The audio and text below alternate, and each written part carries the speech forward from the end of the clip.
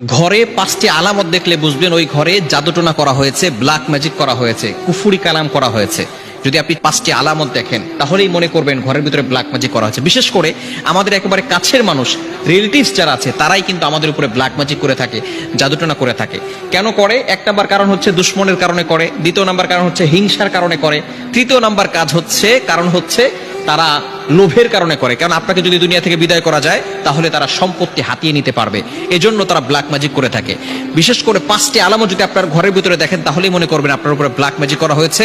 আপনি দ্রুত কোরআন থেকে সমাধান নেওয়ার চেষ্টা করবেন। নাম্বার 1 নাম্বার হচ্ছে যদি আপনার ঘরের ভিতরে সবসময় ঝগড়া লেগেই থাকে, স্বামী স্ত্রীকে দেখতে পারে না, স্ত্রী স্বামীকে দেখতে পারে না, একজন আরেকজনকে সহ্য হয় না, অনেক সময় ছেলে বাবাকে দেখতে পারে না, বাবা ছেলেকে দেখতে পারে না, এরকম যদি সমস্যা হয়, সব সময় ঝগড়া লেগেই থাকে, তাহলে মনে করবেন কেউ আপনার ঘরে ব্ল্যাক ম্যাজিক করেছে।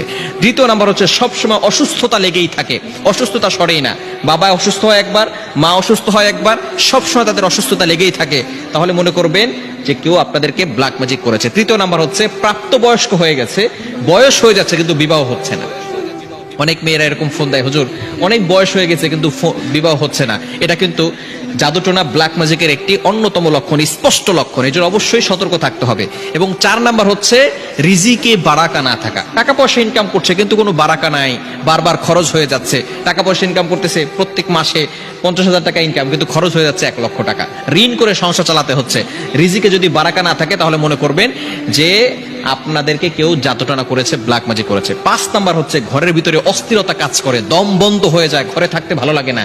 এই ধরনের কাজ যদি হয় তাহলে অবশ্যই আপনি কোরআন থেকে ফায়সালা নেবেন। ঘরের ভিতরে কোরআনের রেকর্ডিং চালু করে রাখবেন, আয়াতুল কুরসি, এরপরে 4 কুল, কুল ইয়া আইয়ুহাল কাফিরুন, কুল হুয়াল্লাহু আহাদ, কুল আউযু বিরাব্বিল ফালাক, কুল আউযু বিরাব্বিন নাস, এই 4টি সূরা এবং সূরা বাকারার শেষ 2টি আয়াত, এগুলো আপনি ঘরের ভিতরে পড়বেন। 5 ওয়াক্ত নামাজে ঘরের সদস্য যারা আছেন সকলে 5 ওয়াক্ত নামাজের পরে আয়াতুল কুরসি, 4 কুল, সূরা বাকারার শেষ 2 আয়াত পড়ে বুকে ফু দিবে এবং হাতে ফু দিয়ে পুরো শরীরকে মাসাজ করে দিবে।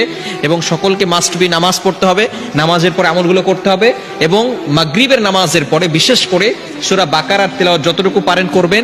যদি পড়তে না পারেন তাহলে কোরআনের রেকর্ডিং চালু করে রাখবেন ইনশাআল্লাহ, তাহলে আস্তে আস্তে এই জাদুটোনা দূর হয়ে যাবে। এবং বিশেষ করে ঘুমানোর সময় সকলে ওযু করে ঘুমাবেন এবং এই আমল করে শরীর বন্ধ করে তারপরে ঘুমাবেন। যদি এই 5টি লক্ষণ দেখে থাকেন তাহলে অবশ্যই আপনি সতর্ক হয়ে যাবেন এবং বিশেষ করে কোরআনের তেলাওয়াত করা শুরু করবেন। যত বেশি কোরআন তেলাওয়াত করবেন তত বেশি এই কুফরি কালাম থেকে আপনি বাঁচতে পারবেন, জাদুটোনা থেকে বাঁচতে পারবেন। বিশেষ করে আমাদের একেবারে কাছের মানুষগুলোই কিন্তু ব্ল্যাক ম্যাজিক করে থাকে, জাদুটোনা করে থাকে এবং জাদুটোনার মাধ্যমে কিন্তু একজন মানুষ অসুস্থ হয়ে গিয়ে দুনিয়া থেকে বিদায় নিয়ে নেয়। এজন্য অবশ্যই আমাদেরকে সতর্ক থাকতে হবে এবং এই লক্ষণগুলো দেখলে সাথে সাথেই কিন্তু আমরা বিশেষ করে কোরআনের দিকে চলে আসবো, আয়াতুল কুরসি, 4 কুল এগুলো পড়বো। আল্লাহ তাআলা আমাদের সকলকে এমনগুলো করার তৌফিক দান করে। মা বলে বিয়ের পরে ছেলেটা নষ্ট হয়ে গেছে, এখন বউ যেটা বলে সেটাই শোনে।